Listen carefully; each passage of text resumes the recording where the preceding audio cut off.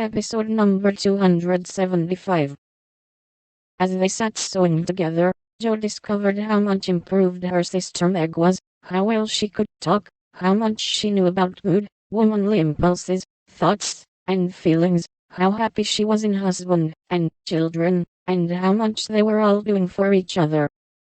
Marriage is an excellent thing, after all. I wonder if I should blossom out half as well as you have, if I tried it. Always, perwissing, I could, said Jo, as she constructed a kite for them in the topsy-turvy nursery.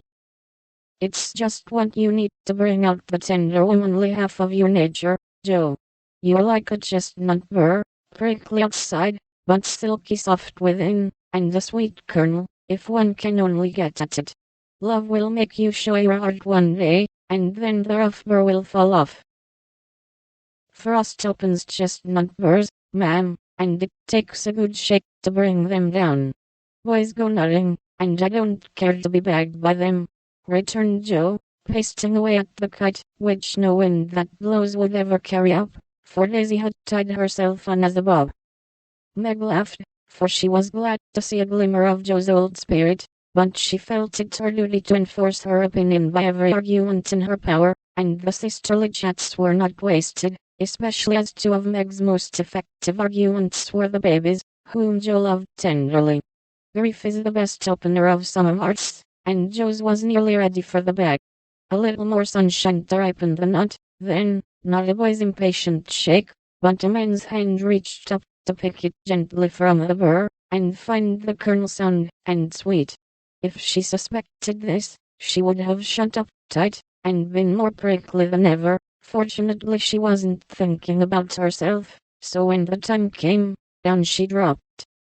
Now, if she had been the heroine of a moral storybook, she ought at this period of her life to have become quite saintly, renounced the world, and gone about doing good in a mortified bonnet, with tracts in her pocket. But, you see, Jo wasn't a heroine, she was only a struggling human girl like hundreds of others, and she just acted out her nature, being sad, cross, listless, or energetic, as the mood suggested. It's highly virtuous to say we'll be good, but we can't do it all at once, and it takes a long pull, a strong pull, and a pull all together before some of us even get our feet set in the right way. Jo had got so far, she was learning to do her duty, and to feel unhappy if she did not, but to do it cheerfully, that was another thing. She had often said she wanted to do something splendid, no matter how hard, and now she had her wish, for what could be more beautiful than to devote her life to father and mother, trying to make home as happy to them as they had to her.